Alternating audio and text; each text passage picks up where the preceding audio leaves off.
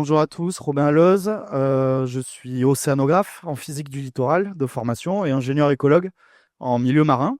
Voilà, donc Line-Up est né de la volonté de coupler ces deux disciplines scientifiques finalement pour créer des solutions d'éco-conception des ouvrages maritimes, quels qu'ils soient, de la plage jusqu'à la haute mer. Donc chez Line-Up Océan, on est labellisé Green Tech depuis l'année dernière. On est très peu d'ailleurs dans le milieu marin à l'être. On est également la seule société à mission de notre secteur d'activité. Et notre mission, c'est d'accompagner et de préparer les collectivités littorales, les populations et plus globalement les acteurs maritimes à la résilience côtière et écologique à travers l'éco-conception des aménagements maritimes. Ça va faire un petit peu écho à la présentation précédente. Globalement, nous, on va s'intéresser à toutes les problématiques liées à l'aménagement du trait de côte sur le long terme et à la réhabilitation écologique des fonctions rendues par les écosystèmes au niveau des zones qui ont été aménagées par l'homme sur le milieu marin, c'est-à-dire que ce soit le littoral, les ports, les zones de mouillage, mais également, et notamment aujourd'hui, sur une période beaucoup plus contemporaine, toutes les zones finalement offshore, notamment là où on a de l'exploitation d'éoliennes en mer ou alors voilà, de systèmes ce qui fait que finalement on va avoir un champ d'action voilà, qui va vraiment aller de la plage, du trait de côte, des premiers mètres finalement d'interaction entre l'homme et le milieu marin jusqu'à la haute mer à des très grandes profondeurs.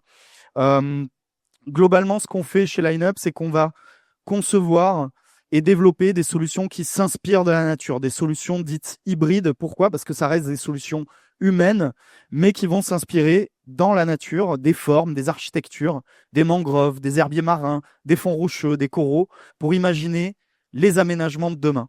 Là, je vais sauter, je suis désolé, je fais un petit recyclage de présentation par rapport à ce matin. Mais globalement, on va imaginer par exemple les digues de demain pour atténuer l'énergie des vagues, tout en restaurant, en réhabilitant des fonctions écologiques dans les petits fonds côtiers et en créant de la valeur écotouristique, en finalement transformant des ouvrages de protection de biens et des personnes en ouvrages également dédiés à la réhabilitation écologique et au développement de l'écotourisme. On va faire finalement des digues, un petit peu comme vous voyez là, qui sont constituées de blocs, qui vont être inspirés de la forme des mangroves, qui vont être rugueux comme les fonds rocheux, qui vont atténuer les vagues de manière beaucoup plus intelligente que de simples digues, comme vous pouvez voir sur les fronts de mer, les brise-lames, les épis, les digues, tous les enrochements opaques, qui vont beaucoup perturber l'écosystème, en ayant finalement un ouvrage qui est beaucoup plus poreux, beaucoup plus harmonieux avec l'environnement. Simplement, ça reste une action humaine, certes, mais c'est simplement une nouvelle manière de penser aménagement. Voilà. C'est finalement un petit peu un écho avec le fait d'aller végétaliser les toitures en milieu urbain. Là, c'est clairement repenser notre manière de construire des infrastructures maritimes en s'inspirant de la nature, en fabriquant par exemple par impression 3D. C'est un moyen, pas une finalité, mais c'est un moyen d'économiser 85% de matière, d'émettre 70% de CO2 en moins. Et également, on a développé notamment en interne notre propre matériau qui est un mortier à base de coquilles d'huîtres recyclées. C'est-à-dire qu'on va aller mariniser le matériau pour qu'il soit à la fois compatible avec l'environnement marin, mais également avec la vie marine. C'est-à-dire on va avoir à la fois un effet mécanique et un effet de bioréceptivité, en fait biologique, qui va un petit peu fonctionner comme un bon terreau. La vie va coloniser ce dispositif. Et ce qu'on sait à travers nos expérimentations, c'est que quand la vie colonisent ces digues-là, finalement, elles améliorent leur performance d'atténuation et on arrive à renouer un lien authentique et sincère entre l'homme et la nature pour aller ensemble vers la résilience côtière. Voilà, ça c'est un exemple et c'est ça l'ADN de Line-Up Océan. Depuis, on a beaucoup diversifié finalement notre activité en allant, comme je le disais, jusqu'à l'habillage écologique des éoliennes offshore en mer. On a également travaillé sur les zones de mouillage écologique pour pouvoir permettre à la grande plaisance ou même à la plaisance classique de limiter ses impacts en termes d'ancrage sur les fonds marins en réalisant des lestes écologiques qui sont pensées pour les espèces cibles, pour les fonctions ciblées à ces zones-là, pour limiter, voire même compenser les impacts.